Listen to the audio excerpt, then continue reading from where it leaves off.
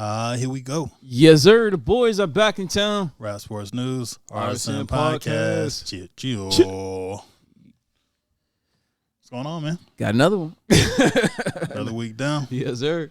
All right, let's get into some topics, starting with some new music. All right. Starting off with A$AP Rocky. He dropped Hijack. Hey. Heard it? No. It's all right. Everybody's still trying to make their rounds listen to it. But I did. I checked it. I like the beat a lot. Yeah. And the flow's cool. But it's just after you got that roast from Drake, it's hard to like listen to him with a clear mind, you know what I mean? Yeah. Yeah, I always like keep thinking about what do you say? I didn't even know you rap. Thought you was into fashion. That's just in the back of my mind every time I hear the song. It is tough to get past that. But you know, I like hearing music from A$AP. You know, I feel like I like to hear more. Yeah, hopefully you gotta drop a lot more music before he goes to that trial. Word. All right, Big Sean, he dropped a new one called On Up. Yeah, that was good, man. That was a like what do you call it, breath of fresh air type thing. It was like surprising, like okay, like it's cool to hear somebody talking about their kid. You know what I'm saying? Mm-hmm. Yeah, like a lot of rappers, they don't do that anymore. They did it back in the 90s, but and maybe even the 2000s, but you really don't hear that no more today. You just hear, shoot 'em up, bang bang music. Yeah, it's cool to hear something different. Like it's always like when you hear that stretch of all the music, everybody talking about the same thing, and then somebody just randomly pop up and a polka dot be different. Yeah, like that's cool. Yeah, Sean, he also did an interview with Charlamagne. I got to catch some of it, and basically he was talking about how him and Kendrick, basically, we've heard rumors that they've been going at it like subliminally, but he was saying, it's really not like that, and they've talked behind the scenes and everything's cool, but I don't know. I'm not so sure about that. He's just saying that. He think he cool. Right. I don't know if Kendrick feels the same way. He about to come out with They Not Like Us Part 2. Or another Control Part 2. Word. All right. Key Glock, he said that he's dropping a new album in September called Glockavelli. Okay. Yeah, he's a pretty dope artist. He makes some pretty fun songs. So I'm interested to hear a project from him. I feel like a lot of artists came out with something similar to Machiavelli, like their own version. That's the only thing. For me, it's hard to get past the name. Like, I'll check it out, but it's like, can't you name it something else? I just feel like, but, I think it's Tupac was such a huge influence, though. You know what I mean? Yeah, that's true. Like, every rapper, he's pretty much every rapper's favorite rapper. And now that we can kind of look back and see who the biggest winners are of rap over the last, 50 years, Tupac was the winner. Yeah. Yeah, we don't have any bigger rapper than Tupac. I don't think we ever will. Every country, every culture, everybody know who he is. Yeah. So, and you can't even like really go outside without seeing someone with a Tupac T-shirt on. That's true. All right. So, Cardi B and Offset. Cardi B announced that she's pregnant with their third child together, and she wants a divorce and child support. Yikes. Man, that's a double whammy right there. Yeah. Another kid and child support. Isn't this what Ryan Garcia did, minus the child support? Yeah. Well, what do you think Offset? You gonna hit up Quavo? Yo, Quavo, you got extra room, bro. Golly. That's 3 kids you got to pay child support for. Yeah, that's tough, right? Till they 18, so yeah, you might as well pull a 50. Have a baby by me, baby. Yeah, just write the check. Write the check before the baby come. Who the cares? Nah, it's yeah. Yeah, we'll see if she goes through with it. But they broke up so many daggone times. I want to call it on this show. Okay, because we remember this with Kim Kardashian and Kanye. Mm-hmm. She's going to say like a year from now, yo, it's hard being a single mom. I want to say it today. So like in the future when this ages and we hear that, I'm going to be like, I called it. Yeah. I better answer that phone. I believe you. I got a feeling that's definitely going to happen. And that's my thing. Like, why are you like rich and you want to go be a baby mama? I don't get it. I don't get it. I don't know, man. Like rushing to be baby moms out here. We in the baby mama era. It's wild out here. things are different these days. Very, Yeah. very different. Things are so different from what we grew up seeing. All right. So some fans online, they were talking about Lil Wayne going back in his catalog. Mm. And they said the worst song that Lil Wayne dropped was Lollipop. That's crazy. Right? That's crazy, bro. The worst song? You know, this is the thing. Like, Wayne's made songs. He's definitely made some skips. It wasn't Lollipop. Lollipop was a dope song. I liked it. Yeah. But I think when it came out, I wasn't so sure. But as I listened to it more, I was like, you know, this melody is pretty cool. It was one of them joints you couldn't escape. Yeah. Like, even if you didn't like it right at first, you heard it so much, you started liking it. Like, I was like programmed to like it. And then I was like, no, actually, it's pretty cool. But I mean, I never really thought of a worse song from Wayne. I've never like listened to him and be like, yo, this is Wayne's worst song. yeah, like, how do you get to that point? like, you have to really be doing some thorough, like, all right. I don't know. How do you say like what's somebody's worst song? Yeah. He got a lot of songs though. Like that's Yeah. a lot of music. The dude been out since what, like 98, I think? Like you said, if they really listen thoroughly through his music, like you said, every artist got like a skip, like a track, you know, on the album. You like, oh, I can do without. Yeah. You know what I'm saying? So you saying all of the skip songs is better than Lollipop? That's kind of wild. Right. So like, you know, he's made songs I wasn't so sure about. Like I think like Prom Queen, I wasn't really into that one. But I still not even his worst song though. You know what I'm saying? Like, Not by far. But I don't never think like that. I just always just focus on the songs I like. yeah. Oh man, that's crazy you said that because I forgot he even made that song. Prom Queen. yeah. Yeah. But you know, it was interesting to hear people's opinion of that. I wouldn't have thought it would be that song. Nah, not at all. Like I like Lollipop even more than I like the Millie. Oh, for real? Mm-hmm. Yeah, it took me a second to vibe with Millie, but again, now that I heard it so much, you couldn't just escape started it. liking it. Started liking it. Cause like I remember when he dropped Carter 3, we didn't know what singles he would use. Cause he dropped the album before he dropped any singles. Mm-hmm. So when we all listened to it, it was like, where's the single at? These are all like album cuts. Mm-hmm. And he kind of like revolutionized what a single sounds like. That's true. That's facts. Hey, what was it Carter 1 or 2 with Receipt? That was number 2. Number 2, yeah. That was one of them joints that I could ride to. Yeah, I used to like the Carter 2 is actually my favorite from him. Yeah. All right, so Kamala Harris, she was out here in Atlanta over the week, and she had some special guests. Uh-oh. So who's gonna make me get out there and vote? So she had Quavo come out and talk to the people, you know, Mama. talking about gun violence and stuff like that.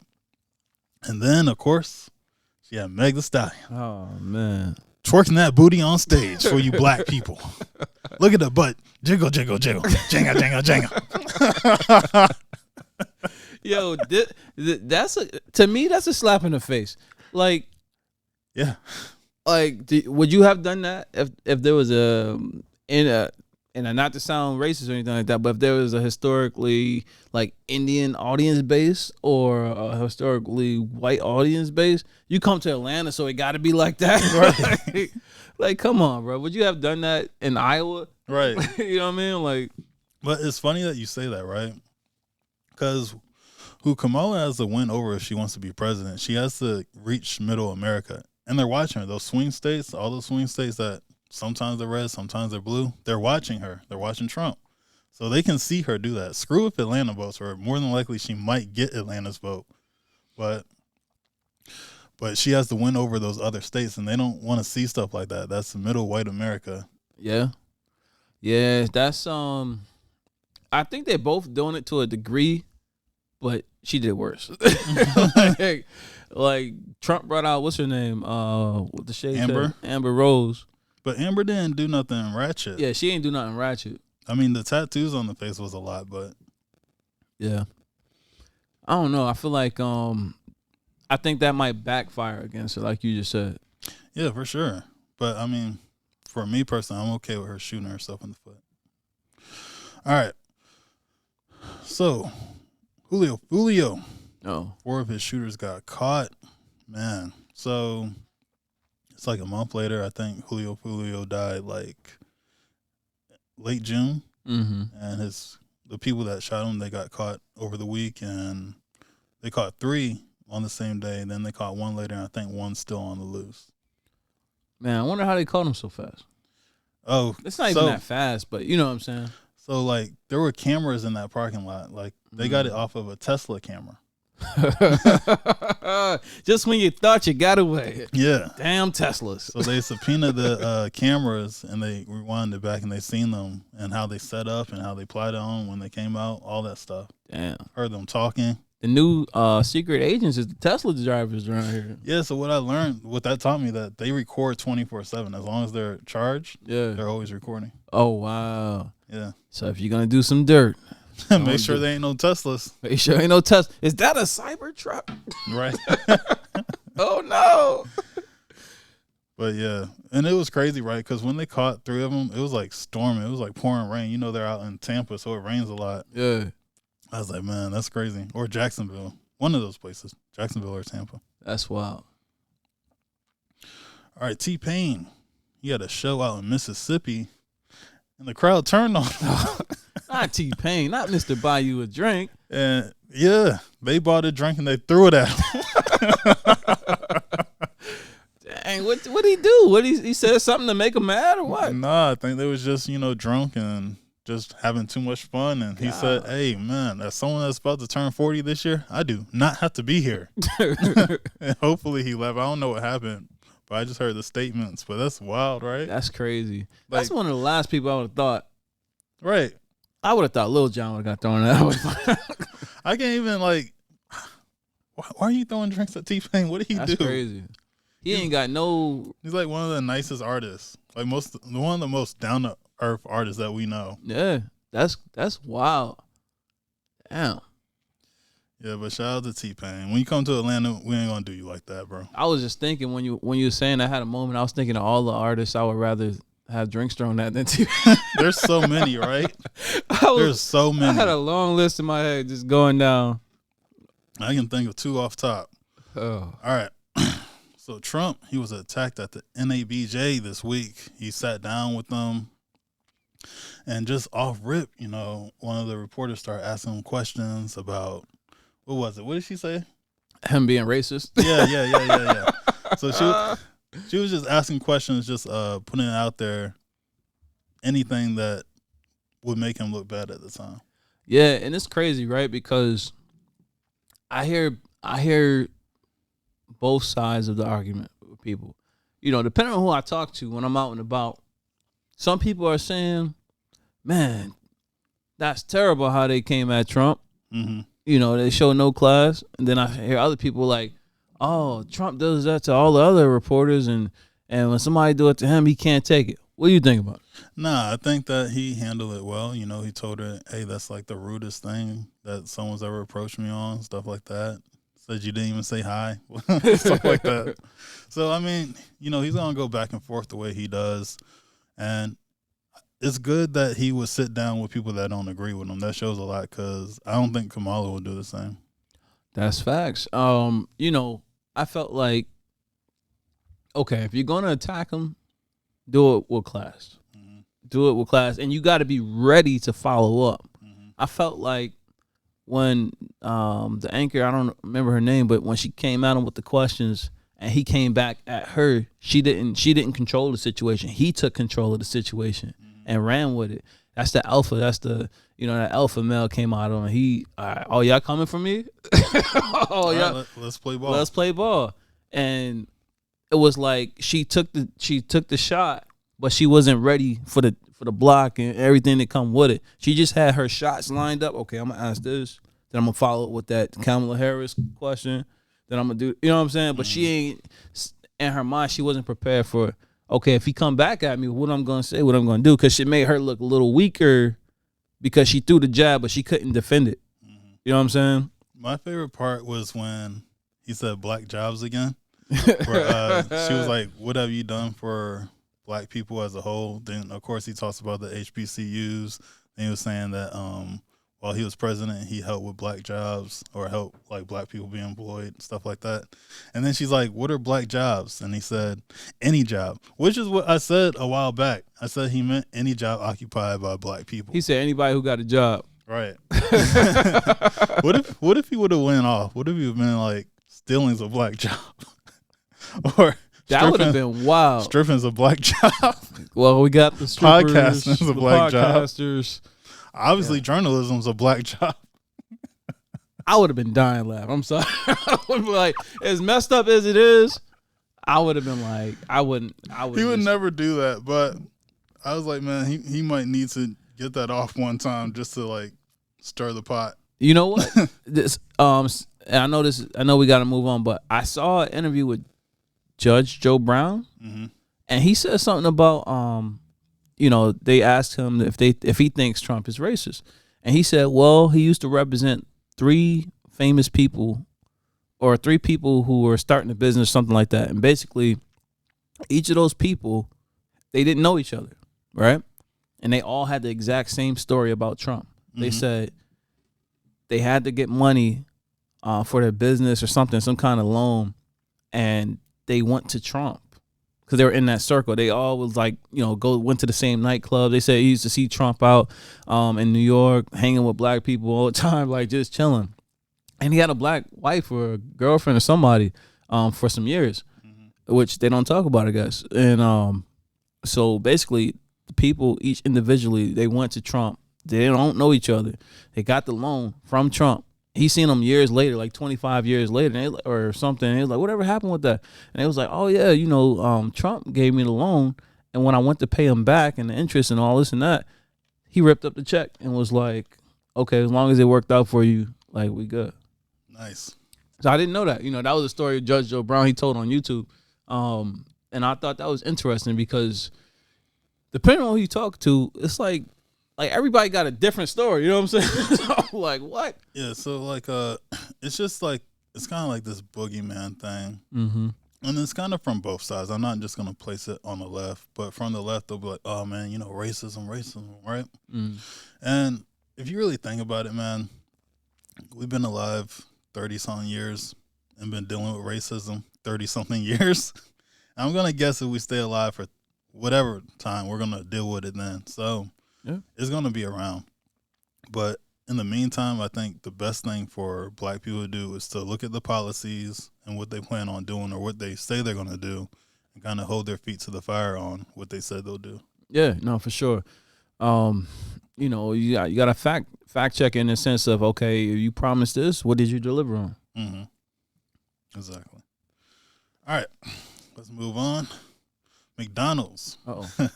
So there was a McDonald's worker, and he ended up getting fired because he kept putting his mixtape in Happy Meals. You can't knock the hustle, man. You got to get them kids, get them early, get them fans early, bro. Yeah, he was out there putting his mixtape in some 4-year-old's Happy Meal with their little toy, or taking the toy out and just leaving the mixtape. Oh, my goodness. So, first of all, kids are the biggest tattletales, right? So, why don't you don't think they're going to tell their parents, what is this? Like, you better off putting in the regular meals than a kid's meal. That's so funny, man. I wanted my toy. But it's unique, though. It's unique. Yeah. Nah, you can't knock the hustle. I mean, I just don't understand what he thought the outcome was going to be from that. He knew he was going to get fired. He probably knew, okay, I'm going to get fired, so I'm going to get my mixtape out. The kids can't go support you, dog. Like the parents buying the Happy Meals. And you know that the music was like really bad. Yeah. Especially if you're doing that. All right, so there was a woman. She was on the Facts and Laws podcast this week, and she said that she wouldn't date a man that was raised by a single mom, even though she was raised by a single mom. And I'll play some of what she said here. Okay. I'm not dating a man that does not come from a two-parent household. I don't care what race you are. You came from a two-parent household? No, but I'm going to explain to you why. There's a big difference with the man who was raised with his mother and father versus a man who was just raised with his mother. And I had the pleasure of marrying a guy who was raised by his mom, and I dated seriously a guy who was raised by both parents. Is a big difference. And coming from a household where I was raised by my mom, as a grown woman, I'm telling you, it's a difference. Yeah. What do you think about that? All right. So my thing is like, one, if you were raised by a single mom, how are you gonna like hold someone else and be like, hey, even though I'm from the same type of environment, you can't be from the same type of environment. Like, bro, y'all are gonna trauma bond over it. Mm-hmm. Yeah, that's crazy, man. I don't get it. Like, you know, I guess everybody have their preferences, but that's taking it a little step further, ain't it? Yeah. Like I like waves versus I like a bald head to who raised you. Like that's taking who like you doing background checks now too? Like what you should to some degree. Yeah. Some degree. I mean, I think social media is a good background check. Yeah, but you can at least see what someone's into. But some, you know, okay, this is my thing. There's too many variables to go with that kind of mindset because think about this, right? And even though I disagree that should be, you know, shouldn't be the mindset, but let's say the kid had both parents until he was 5 and the father died.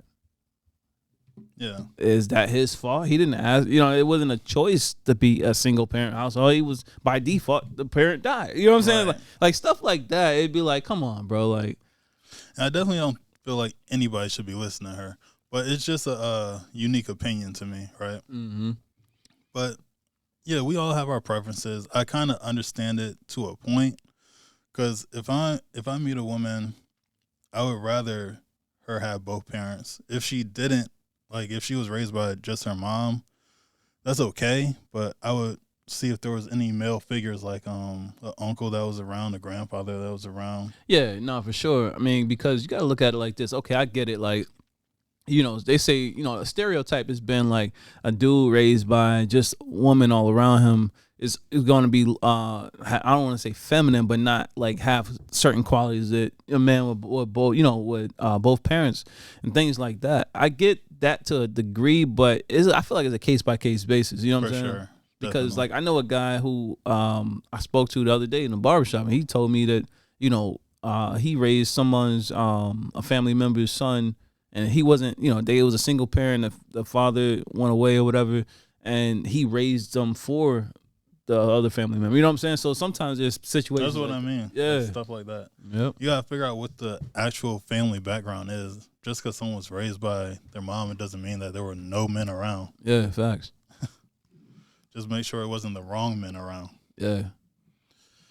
All right. So some things going on in the world. It's on fire, guys. Literally on fire. Yeah. Like everywhere. So in the UK, I know that a lot of them are protesting right now. I think it was the election. You know, they've been fighting about that. Police been out there beating up people that are protesting. Israel, Venezuela, everywhere. Venezuela, same thing. It's like every time you just go on YouTube and watch world news, you'll see bombs and fire and people protesting. We just seen today Bangladesh is getting into it with their citizens. A few weeks ago, I think it was somewhere in Africa. Mm-hmm. So it's crazy. Like, you know, it feels like it's the whole world is really in turmoil. Yeah. You know, guys, I guess, you know, stay strong, stay close to God, and keep hope alive. That's Jesse Jackson. That's Jesse Jackson. I'm not good at these type of talks. No, I mean, I feel like we're at a point where one, you know, don't get distracted by TikTok and everything else unless you're watching us. Don't get distracted by everything else that's going on in the world. Pay attention to what's happening because it can very well be locally to in your local area next, right? Right, for sure. I've been doing a lot of research about a lot of different things, but I didn't realize, you know, there's so many militias here in the United States. And the reason why I'm jumping to that is because I'm not against them. So don't hate me. I'm not against militias at all.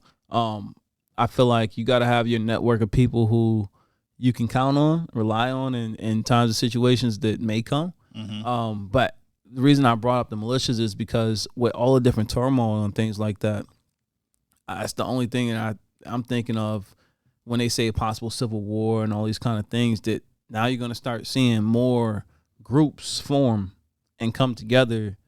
And I just feel like at some point we need leaders to rise up and really kind of stir people in a positive direction and not be so fast to, all right, everybody Glock up, ready to go to war. Like, we don't want that. We don't want everybody going to war. I mean, if it comes to that, I think everybody's in a bad situation. If it comes to that, guys, get your passports. Yes, ASAP. ASAP. Get your passports. You can go to your local bank, local branch, and try to get exchange for money, currencies. I would suggest you do that. And pray Get for the on best. First thing smoking out of here. You know, you got to get the Right. get up out of here. All right. So, sports. Nigeria, they're the first African team to reach the Olympics quarterfinals. Is that right? Yes, sir. First, they representing the first African team to reach the quarterfinals ever in men's or women's basketball. That's wild. That's crazy. I did not know that. Congratulations to our African brothers. Yes, sir. All right. Gordon Hayward retired, and now Paul George is the last player that's active from the 2010 draft. Yeah, man, that's crazy to think about it, because everybody, first person that comes to everybody's mind is LeBron. LeBron been in the league since 2003. Yeah. And you got a class of 2010 where only one person is still around. That says a lot. Yeah, I mean, LeBron's a different type of monster. He really is kind of the best athlete in the world. But I understand what most basketball players make it somewhere between 5 and 8 years, usually. Yeah, it's not, and that's the thing, a lot of people, I guess that's the overlooked stat, that they don't last that long. Like, unless you're a superstar, like, unless you one of the all-stars is an all-star, 5+ times, like, people be really in and out kind of, pause, on, and in football too. Yeah, football for especially sure. football. But athletes these days, some of them don't last because of injuries, and some of them just kind of get their money and peace. You know what I'm saying? Like, I want to do something else. Get those endorsement deals and go start a podcast. Word. Straight up. All right, Terrence Crawford, he won his match against Madrimov. I forgot how to say his name. I'm sorry, guys. Yeah. I'm not being funny. Yeah, it went the full 12 rounds. Full 12 rounds. And it came down to a decision. Yep. I think it was unanimously. Everybody, side for Crawford. I'm curious who he's fighting next, and I know there was some talks before of what would happen if he fought Tank. And I don't know, man. I feel like Tank is my favorite boxer right now. I don't want him to fight Crawford. Like, it's just like one of them things. Like, I feel like Crawford is crazy. Like, he crazy. Like, I feel like he a bully. Like, you got to fight him a certain kind of way. Mm-hmm. You know what I'm saying? You can't stand up and toe to toe with him, or he's knocking you out. Okay. Ready for a fun topic? Yes, sir. So today we're going to go with Andre 3000 Best Feature. So we got What a Job with Devin the Dude. We got Life of the Party from Kanye. We got 16 Ain't Enough, or 16 featuring with Rick Ross. And we got Sorry with T.I. I'm either going Life of the Party or the joint with Rick Ross. Sorry is like one of my favorite songs. Yeah. But 16 is just like one of the best verses. But Life of the Party is like one of the deepest verses. Yeah, that sounds like it's tough. It's tough. Even What a Job, I did like that verse, but it doesn't quite hit like the other three. Yeah. Which one you going with? I think Life of the Party. But it's like by a hair over the other two. Yeah, Dre's 3 Stacks is okay. If you had to go like Dre's best feature versus Wayne's best feature, that's tough. That's a tough one right there, because I don't know what would be Wayne's best feature. I know he had some pretty cool songs with Chris Brown. Yeah, a lot of music, man. Especially like the 2010s. Even like songs with Drake. I don't know. Wayne, he has too many. Yeah. I have to narrow it down. I have to be given choices. Yeah, rather than that's tough. make That's my own choices. That's a wide catalog. Like 20 years. Really like what, 25 years 25 actually. years. Yeah.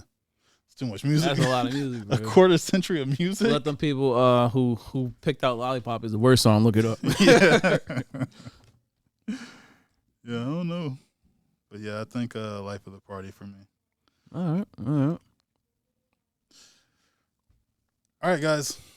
If you made it to the end, we want to thank you. Yes, Make sir. sure you like, comment, subscribe. You want to see more vlogs or music critiques, check out my channel. You want to see more vlogs and music, check out Slyce's channel. I'm Canary Valens. Slyce. Peace.